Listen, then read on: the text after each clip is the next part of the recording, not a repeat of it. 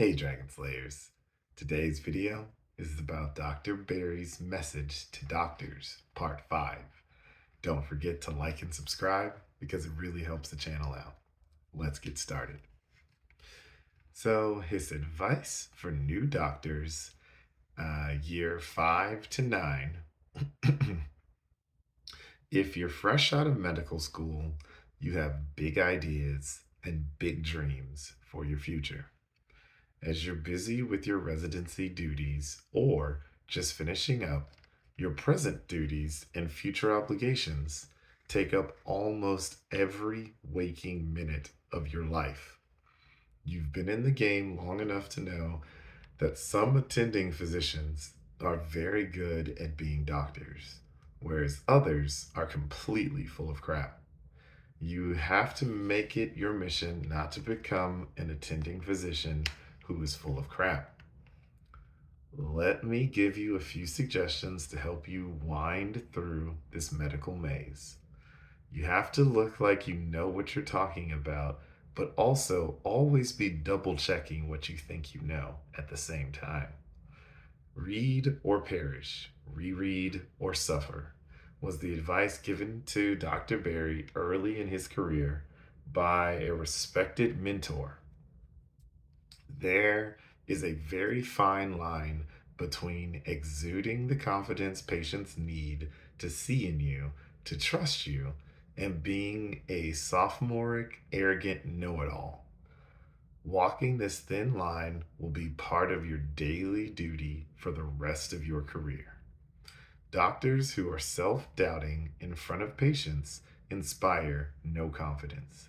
And doctors who act like they know it all, even when they don't, are dangerous. Be neither. Patients don't esteem doctors for their actual ability because they can't truly know your ability. It's either their perception of your ability that matters.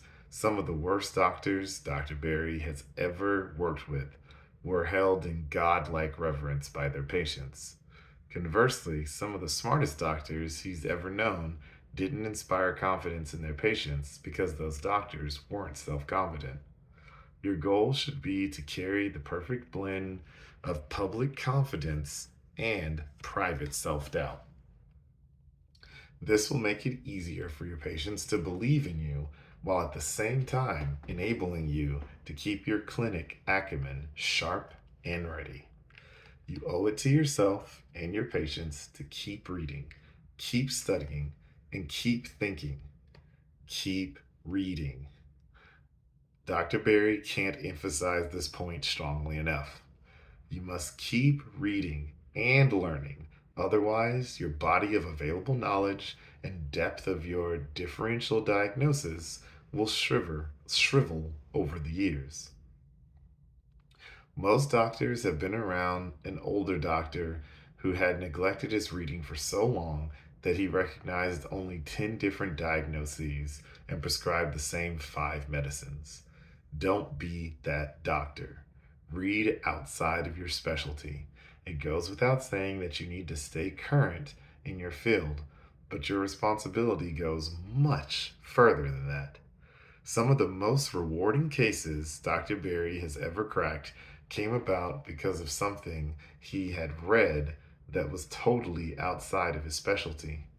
To be truly helpful to your patients, you have to know about a lot, whether you are a primary care physician or specialist. Reading outside the field of medicine. You must read outside the field of medicine. Be an eager student with an unquenchable thirst for knowledge in all areas of life. There is an intellectual strength that comes from being widely and deeply read. Often, the only way to synthesize a difficult diagnosis is with knowledge from several sources. And the key is sometimes knowledge you find outside the field of medicine. Remember, humans and their health are not separate from the rest of the world, they are right in the middle of it. Shut up and listen to your patients, and they will tell you their diagnosis 90% of the time. Dr. Barry once heard a doctor tell a patient to stop talking so he could examine her and diagnose her condition. I was stunned by the ignorance of this statement. I thought he was joking at first, but he was not. You need to keep your physical exam skills honed, but make no mistake, your most valuable tools are asking questions and listening to answers.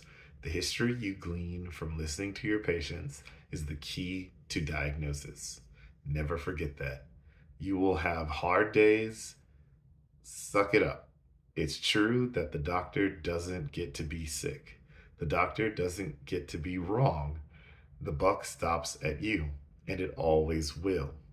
You are ultimately responsible for every single thing that is done under your name and written above your signature.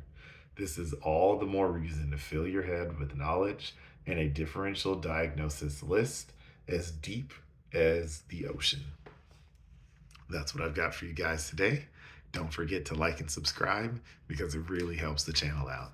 And remember, guys, that together, you and I will slay the dreaded diabetes dragon.